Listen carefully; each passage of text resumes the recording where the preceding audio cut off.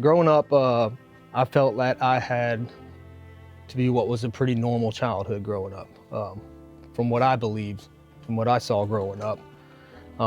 Both my parents worked very hard. My dad was in the Navy, my mom was a nurse practitioner, and they did everything they could to support us, and me and my brother had everything we need. Growing up, there was no God in our house. We didn't go to church. We didn't read the Bible. I really didn't even understand any of it, honestly. Growing up as a child, watching my father, you know, and what I believed and saw what a man was supposed to be, was that you drank, worked hard, and chewed tobacco. You know, that was the belief installed in me as a young child. There was no God in our house. There was no Bible or scripture or going to church. And I never understood why people did. Frankly, I didn't believe in God most of my life. Thought I had a good life. We did have a good life. You know, like I said, me and my brother were provided with everything we needed growing up, and we were well taken care of. You know, starting in grade school, most of it was, you know, insecurity issues, wanting to fit in, you know, starting out with smoking cigarettes, smoking weed, drinking, going to parties on weekends and stuff like that. Yeah, mainly wanting to fit in with the cool crowd, which then turned into an identity crisis, which then led me down a dark path of even harder drugs, to the point where I was so hooked there was no turning back. I first realized when I had a serious problem is when I was waking up at 3 or 4 in the morning before work, having to take 3 or 4 shots of whiskey just to be able to brush my teeth and get dressed and ready for work, to just be able to function, not even to get a buzz or get drunk or get high. I needed something just to not be sick, just to be able to function throughout the day.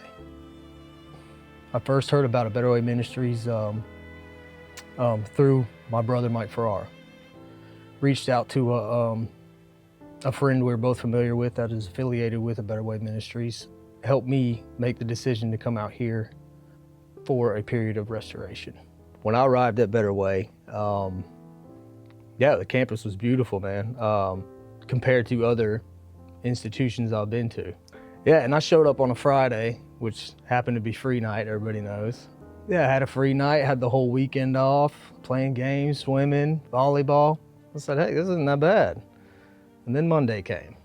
I was like, holy crap, what did I get myself into again? But yeah, man, everybody was so, you know, welcoming and loving. You know, even though I was probably the angriest person on that campus at that time, no one gave up on me. You know, there's so much love and care, and I could feel it.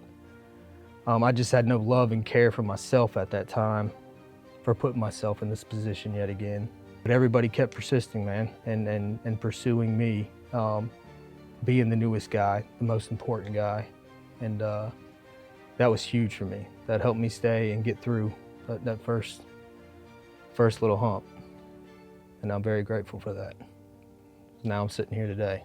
So the structure here at A Better Way, I had no problems with. I was used to.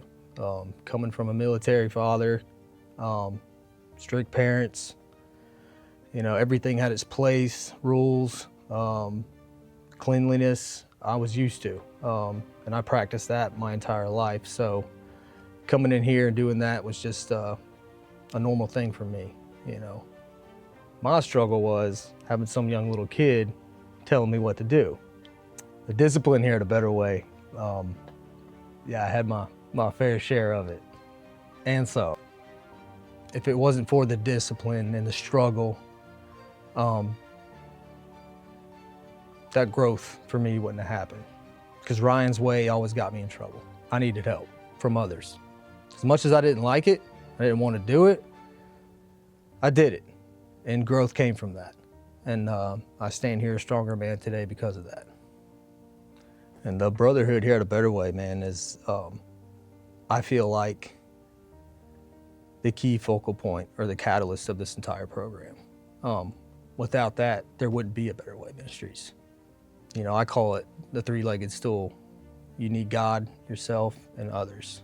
And without one of those, the stool falls over. The trials and tribulations we go through together, and no matter what, in the end, you know, there's love, you know, and disagreements and arguments and not liking certain people, man. I still, in the end, see love over all that. So my trip to Florida was amazing, man. I couldn't have asked for a better group of guys. And just being with the guys that I experienced this whole program with, that goes back to the brotherhood thing, man. It was just intimate. It was deep. And just spending that personal, intimate time with Brother John, too, getting to know him and his family, and, you know, devotion on the beach was just, it was all amazing, man. It was beautiful. Such a beautiful experience. Yeah, some of my favorite things to do, man, was just walking down the beach with the guys, riding the bikes, and just experiencing God's beauty in a sober, clear mindset, man. It was just amazing and beautiful, and I just couldn't have asked for a better time, and just very grateful for that moment. The morning of the baptism, man, it was just, had this overall just sense of peace over me, man. Knowing what me and my brothers were about to go do. What my baptism meant for me was me reconfessing my faith to Christ, washing away everything dark and dirty, anything of that nature that had to do with the old Ryan. God's restored my life, man.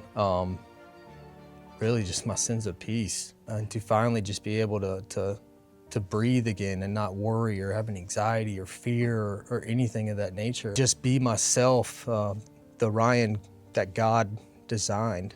God restored my relationship with my son's mom. We're still best friends to this day.